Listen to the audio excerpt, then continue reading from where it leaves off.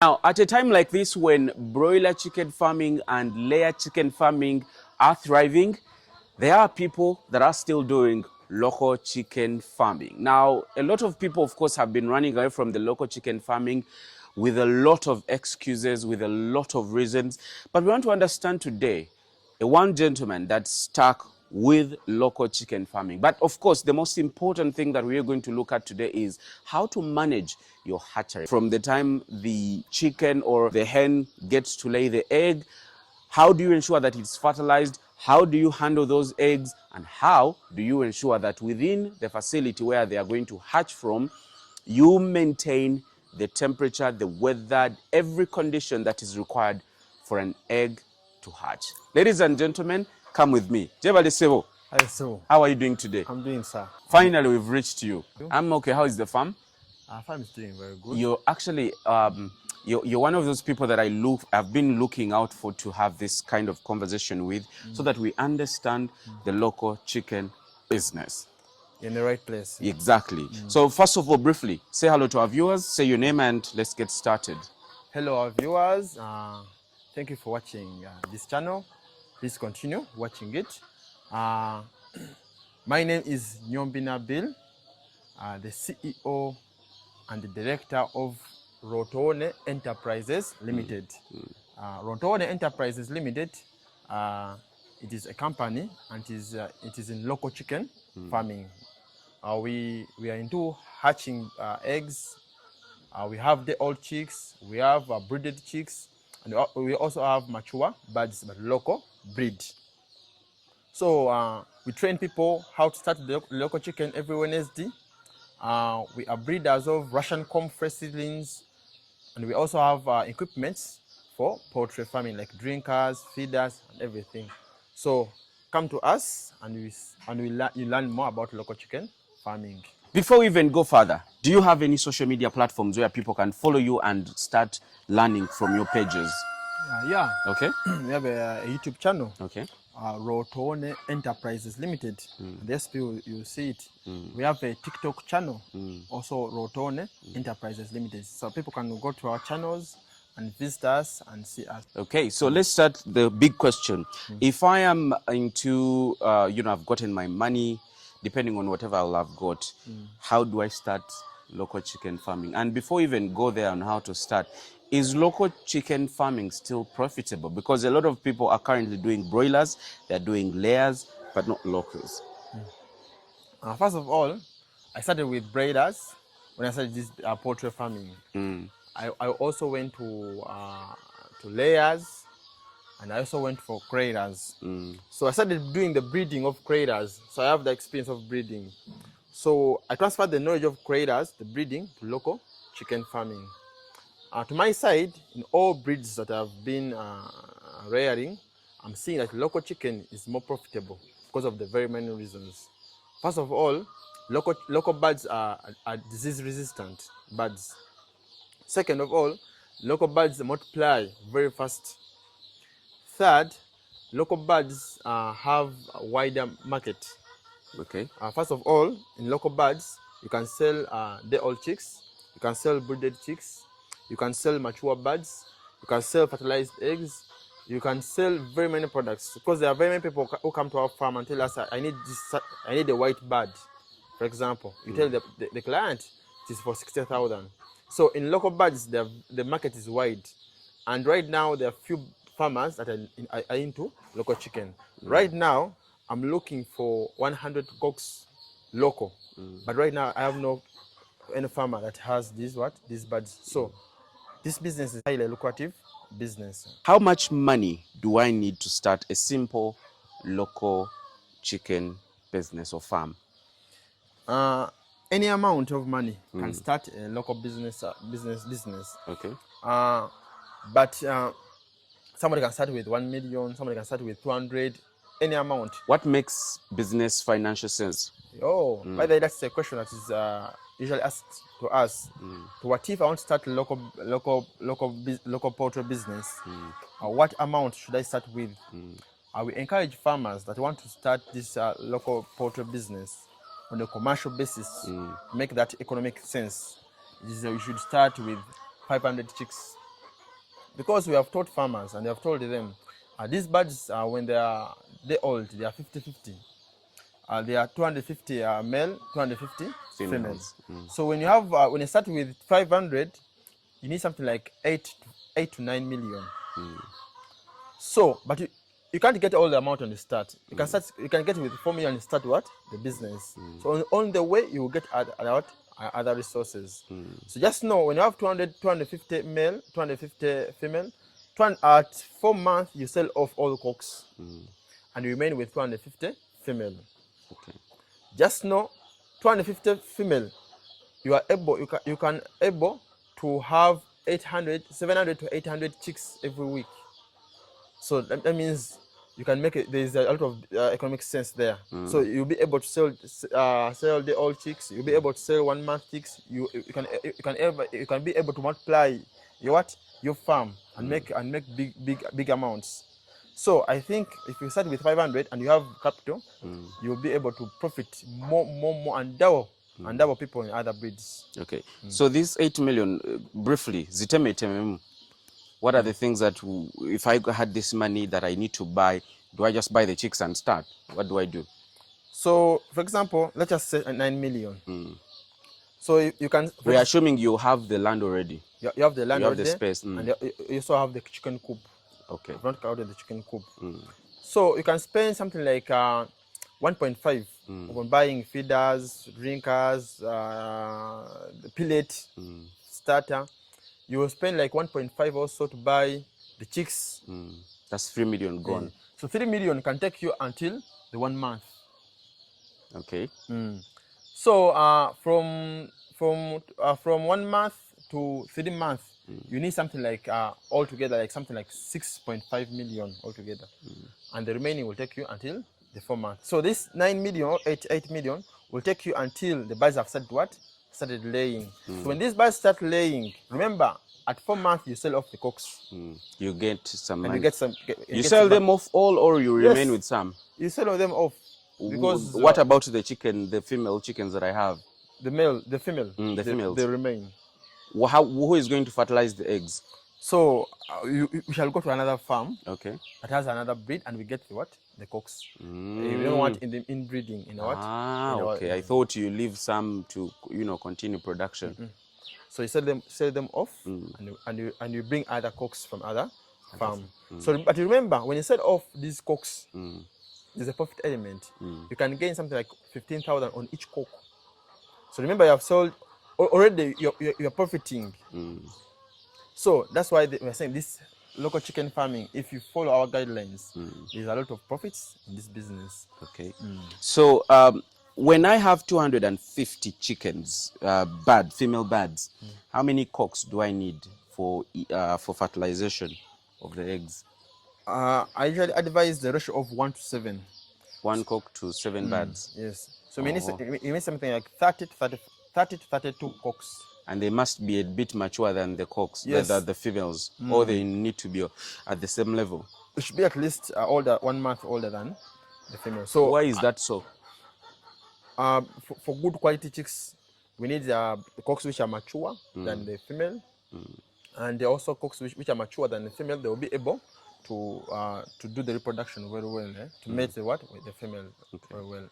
At full capacity, how many chicks can you host or can you have rear at your farm? At full capacity, that all the structures are full, everywhere is full. How many chickens can you raise here?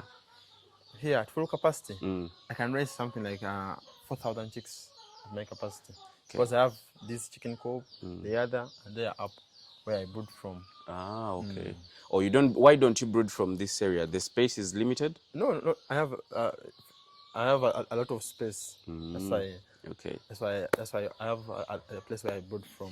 Majority of people who are doing, growing up in the village, local chickens were never an issue of, wasn't really considered to be so much of intensive work. But when you're doing it on a commercial level, I know you understand what I mean. You need to buy feeds.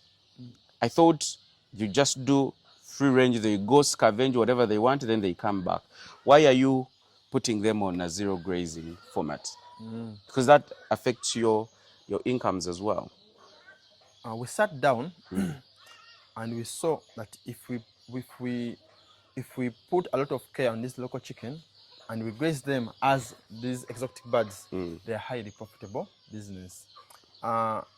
Foreigners or white people taught us that and showed us that our local birds don't make what? Don't make profit. Only their breeds can make profit. But just remember, they are vaccinating their birds, which we copped also. We are vaccinating the local birds.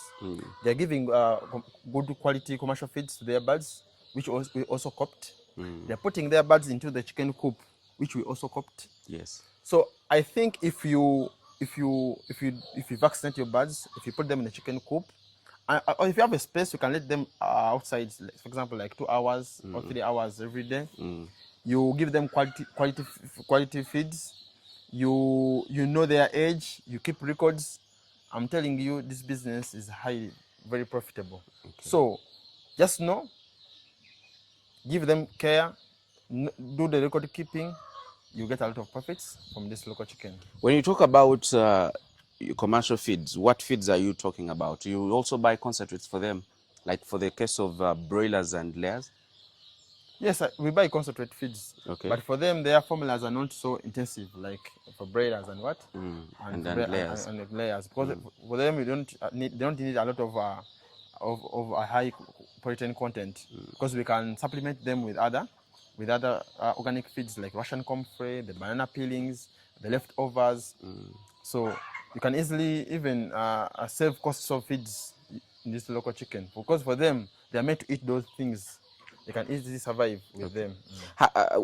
How long does a local chicken take before it starts giving you eggs? If you feed them very well, these birds, follow our guidelines, the formulas of food, vaccinate them very well, at 4.5 months, they are expecting the first egg. But remember, for the first month, they will be laying starters.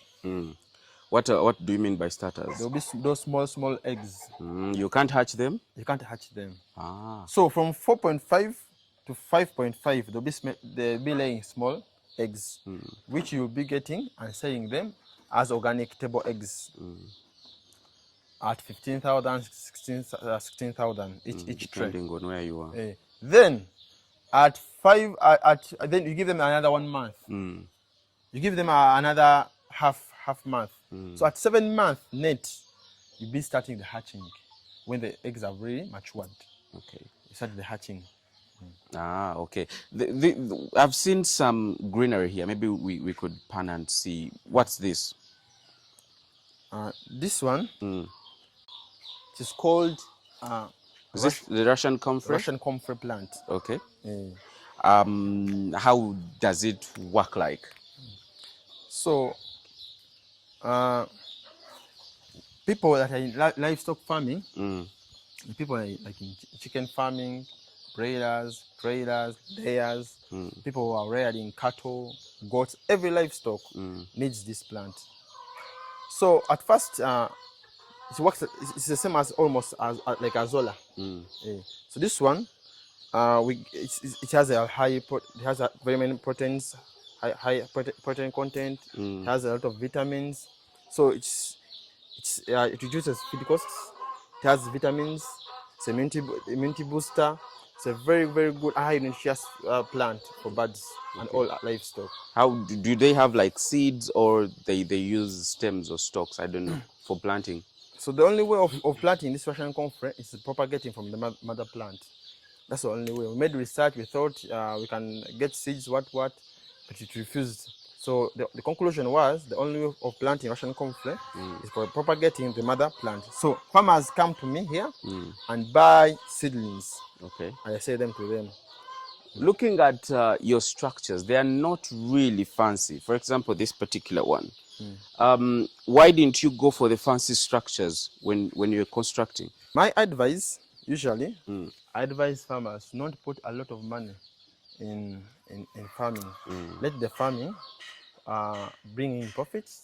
The profits should be used to construct other temporary permanent structures. So for me, I started with this structure. It's this structure that I started with, the one which built this. Okay. After building this one, it's the same profits that I got that I've started the incubator or the hatchery. So I want the profits from this venture. They want to be constructing other structures. Okay. So I think starting with temporary structure is a bit cheaper compared to starting with a permanent structure. Okay. And also it can even survive for over 20 years. Wow, amazing. So for this Russian comfrey, how do you feed it? Like you pluck the leaves and then you just feed your chickens? You can either pluck the leaves using the knife and just hang there, and then the birds will chop or other animals, or you can get it and then cut them into small pieces as you cut nakati. Or like for me right now, I bought a machine. I have a milling machine. So I get them, I made them into my milling machine, then I give my birds. Do you have to mix it with anything? I mix it with commercial feeds. For example, the birds are 100 and they're supposed to eat 10 kilograms, for example. Every day? Every day, 100 birds. What I do, in the early morning, I give them the 6 kilograms, which is with commercial feeds. Then in the afternoon, instead of giving them the 4 kilograms balance, I give them 2 kilograms plus the Russian comfrey like 4 kilograms to add up. Okay. The protein content. Wow, amazing! It looks easy, but I know for sure there are quite a lot of challenges that are involved in local chicken farming. If we could know some.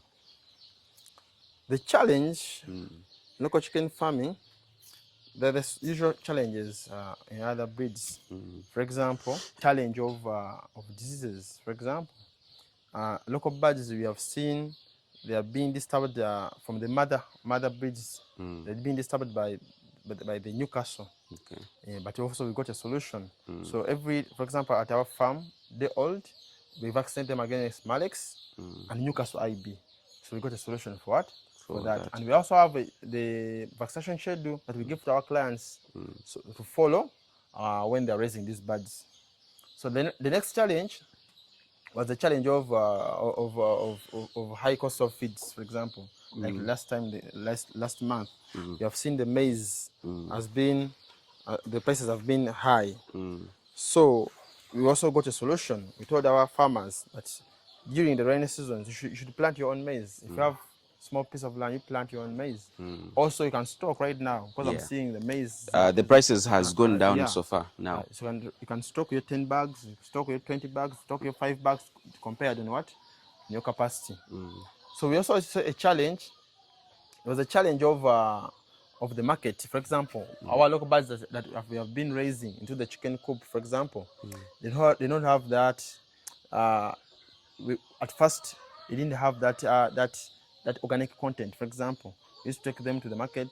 They look not be like local birds. So what we did, we have advised farmers that after having a chicken coop, you can let them outside like something for like 2 hours. And second, we introduced this plant. This plant has an element called an allerton. So the element has a lot of organic matter. So when you give your birds this Russian comfrey, they're able to produce yellow yolk eggs, first of all, yellow fresh, and third, the yellow legs. So when you take these birds into the market, they will be organic by nature. And it is natural, not artificial, but plant. Okay. So those are one of the challenges I'm seeing local birds. But every challenge in local birds, there is a what? There's a solution. There's a solution. Don't you get issues of like them eating their eggs or something like that after they've laid? Yeah, what we advise farmers, so when they start that, advise farmers when these local birds reach something like 3 months, we advise farmers to debeak them, the female, not the male. When you debeak the male ones, they won't be able to to mate. So we debeak the female at 3 months. Okay. And thirdly, we advise them to give them leaves, leaves, so it keeps them what? Busy. Yeah. So when you do that, and also picking the eggs early, very early at 8. For me, I give my birds at 6 first food. So by 8, I move the eggs. By 11, I move another eggs like that. Don't allow eggs to stay there for so long in the chicken in the chicken coop. I see there are residentials around here. Don't people complain that your business is smelling for them?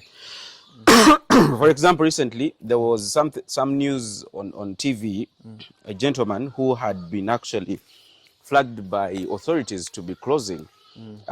His farm had become a sort of a smelling, point for people. I mean, they were complaining about it. Haven't people complained about your chickens? By the way, people are advising me to even to buy other people so that I can enlarge my farm. It's my neighbor. I motivated him. He's building a chicken coop somewhere, occupying over 2,000 birds. Okay. He's going to buy chicks from me. And even most of all my neighbors are just encouraging us to continue this business.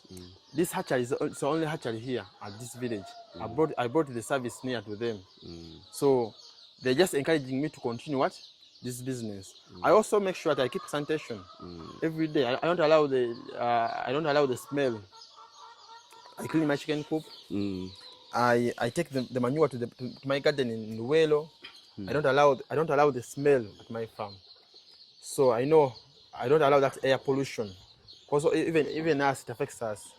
So I think there's no any air pollution and noise pollution here. Okay. So let's talk about the hatchery business.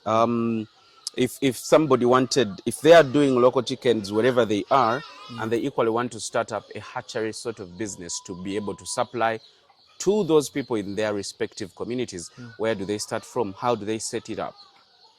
My advice first, I'd advise the farmer to first set up his own parental stock. Because it is the parental stock that people will look at first, then they will get attracted in your business. Then they will be able to buy the chicks. What I advise the farmer, first come to us. We teach him this business, know how to manage this business, you know how to market, you know how to handle. After then, you start your own parental stock. So when the parental stock starts laying, first give it time.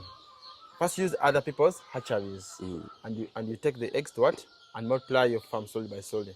So when you see your demand is increasing, for example, there are restaurants that are asking for local birds. You've got other people that are asking for brooded chicks. You've seen your market has enlarged. You come back to us and you see how we can set up the hatchery. So and also I advise farmers, let that if possible, let that parental stock make the profits that you will be able to make your own hatchery. But there are certain farmers that have money. Who have money already. Like me. That have money already. They want to start with the local birds, start with the hatchery. Start immediately. What I would advise, if I start with the parental stock, give it something like 8 months, 7 months, you can start the hatchery. But I would advise you start with a smaller hatchery, not like mine. Because for me, by the time I bought the hatchery, I'd add over 100 outgoers that you're supplying. So they were telling me they're getting problems of hatchery services. So already I had clients that wanted that service of what? So there was demand for it. Yes. By this I mean you do not just hatch your own eggs, but you equally hatch for other small scale farmers. Yes. Can we go there and we get to see? No problem. Fine. Why don't we have what is it called? Biosecurity here. Biosecurity. In a hatchery, it's not needed. My biosecurity here, first of all, is to remove the shoes. Okay. So every day I spray. So these are the ones you're going to give me today? Because I also need local chickens. These ones are going to Luelo. They are for a client. They're for a client. Oh. They're going to Luelo. Okay. These are day old. Day old. Okay. So how many are there in this particular box? This client, he bought his own eggs. These are cradles. They're going for Luelo. So these are our birds.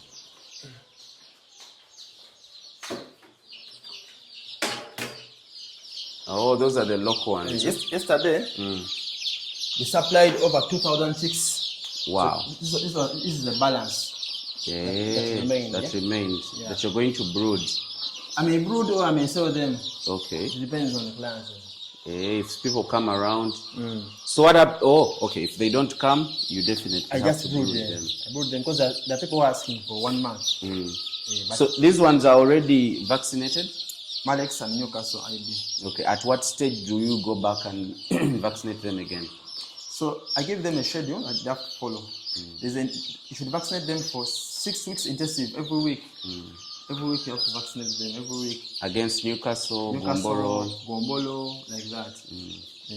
Oh, so by 3 months, everything is done about the vaccination. Okay, so here, how many are these? These are 100. So meaning 50 are males, you expect them to be males, and then 50 to be... Yes. How much is 1 day old chick? Here, they are 3,000 day old. 3,000. And 1 month is 9,000. 2 weeks, 6,500. So if I don't want to brood them, I can leave them to you.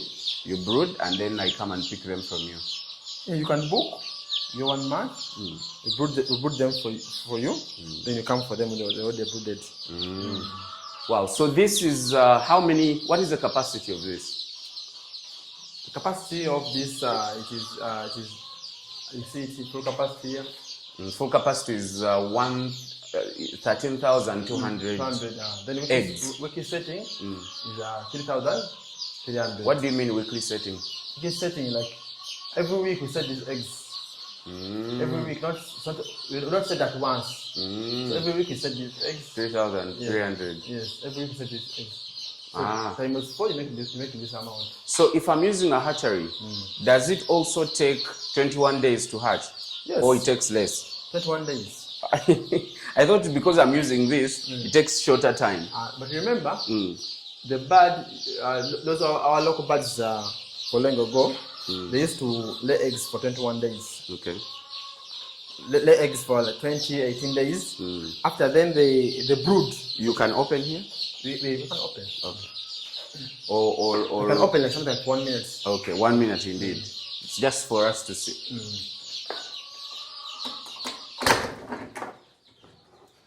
That's how it is. Wow.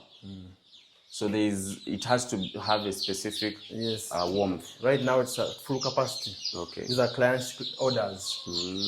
So, okay. The clients' orders. You can close, man. This is business. I don't want it to have any issue. So you're still telling me that chickens, from the time they lay, are something like that? So 18 days for laying, 21 days for brooding. So after brooding, almost those are two months, almost. So a local chicken takes 2 months as it's laying. But what we are doing, we left our local birds to do only 3 things: eating, drinking, and laying. So every day we pick eggs from them. Every day we pick eggs from them. So they will take a shorter period of time, then they will lay again. Which is not the case of those birds that are on free range. So this is a local chicken commercial business farming. So we are doing the local chicken farming on a commercial basis. That's why we are using this incubator. So instead of the birds brooding, natural brooding, we're doing the artificial brooding. For easy multiplication. So how do you ensure that the chickens, the birds, don't want to sit on their eggs? You know, there's that period when a hen wants to sit on its eggs after the cycle of laying eggs is done. How do you ensure that it does not happen with your flock? First step, every day we remove eggs from the chicken coop. Okay. That's the first step. Secondly, we put strong and stubborn cocks the way you see. Thirdly, when they start that natural brooding, we remove them in the chicken coop from the laying boxes. We give them those stubborn cocks. Every day when we go to remove eggs, you find those birds that are doing the natural brooding, but they don't sing the eggs. So we remove them. We give them what? The cock. The cock disturbs them. So when they say don't sing the eggs, the cocks are disturbing them, and they're not happy with that.